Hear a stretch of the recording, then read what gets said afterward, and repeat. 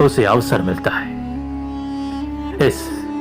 इस नौका रूपी मानव तन से भवसागर को पार करने का।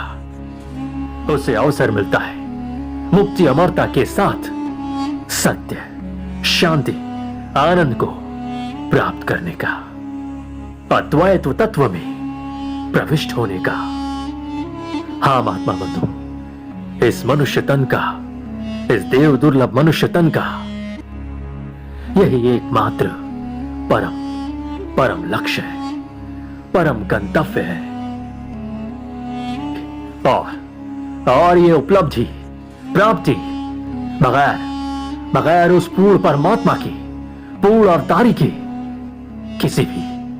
किसी भी सूरत में संभव नहीं।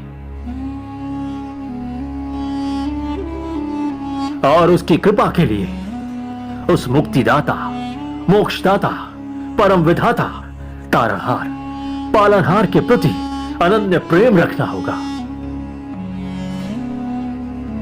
हां, उसी के बताए दिशा निर्देशों के अंतर्गत अंतिम घड़ी तक रहना होगा। और तब जाकर कोई भी अन्य लीलाओं को, बातों को पूर्णतः समझ पाएगा।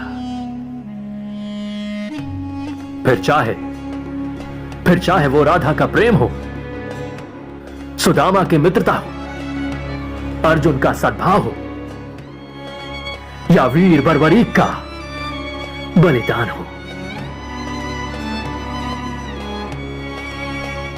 महात्मा जी, एक बार जो उस परमेश्वर की कृपा हो जाए तो सब कुछ दिखाई देने लगता है।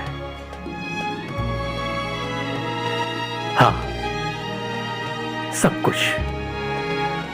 ये संसार क्या है, शरीर क्या है, जीव क्या है, आत्मा क्या है, परमात्मा क्या है, ये सारा रहस्य उस परमात्मा की, परमेश्वर की, अल्लाह ताला, खुदा, गॉड, भगवान की कृपा से उजागर हो जाता है। और यह जीवन धन्य हो जाता है। इसका लक्ष्य सार्थक हो जाता है।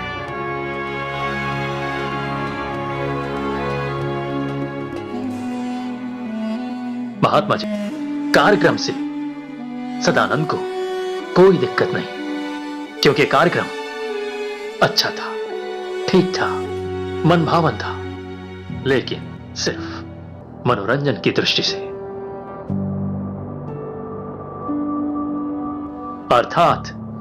अर्थात इसे अध्यात्म या ज्ञान कहना किसी भी सूरत हाल में उचित नहीं है।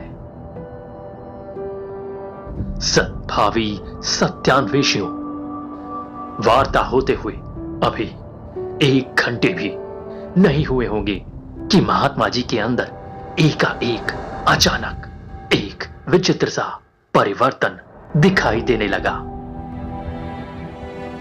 अब वो जिज्ञासुओं की भांति वार्ता करने लगी और अपने किए पर पश्चाताप करते हुए बार बार क्षमा याचना भी करने लगी। क्षमा कीजिएगा महाराज जी, हम समझ नहीं पाए, हम बिल्कुल समझ नहीं पाए। हमें क्या मालूम था कि श्री आनंद मोहन जी के क्वार्टर यहां इतनी महान विभूति होंगी। क्षमा कीजिए, बहुत क्षमा कीजिए, बहुत बड़ी भूल, बहुत बड़ी भूल। वैसे भी चारों ओर तो खाओ कमाओ महात्मा ही घूम रहे हैं। हां, सब अपनी दुकान चला रहे हैं। और उसमें भी अगर सही संपर्क ना हो तो कोई विशेष जानकारी भी नहीं हो पाती। हाँ महाराज जी, नहीं हो पाती। महाराज जी, क्षमा कीजिएगा, जाने अनजाने जो गलती हुई इस तरफ से हुई,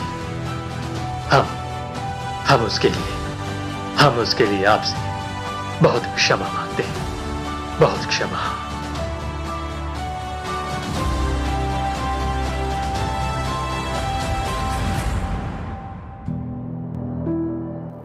ये अच्छी बात है कि आप यथार्थता को बहुत बहुत जल्दी समझ रहे हैं, अन्यथा बहुत लोगों का जीवन व्यतीत हो जाता है और वो इस रहस्य को समझ कर भी समझ नहीं पाते।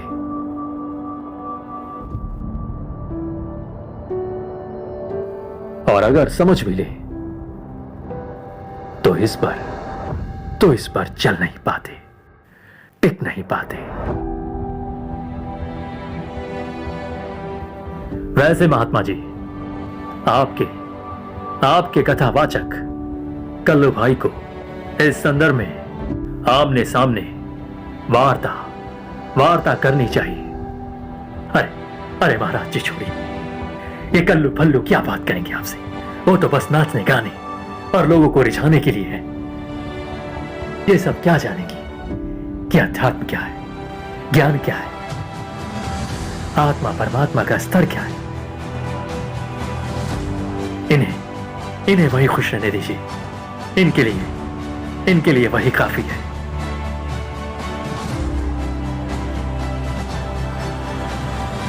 महाराज जी, आपने इस तुच्छ प्राणी पर बड़ी कृपा की और हम जैसे अज्ञानी की आंखें खोल दी। आपकी सचमुच बड़ी कृपा हुई, बड़ी कृपा। अच्छा, अब महाराज जी आज्ञा दीजिए, अब हम लोग चलते हैं। अपना आशीर्वाद दीजिए।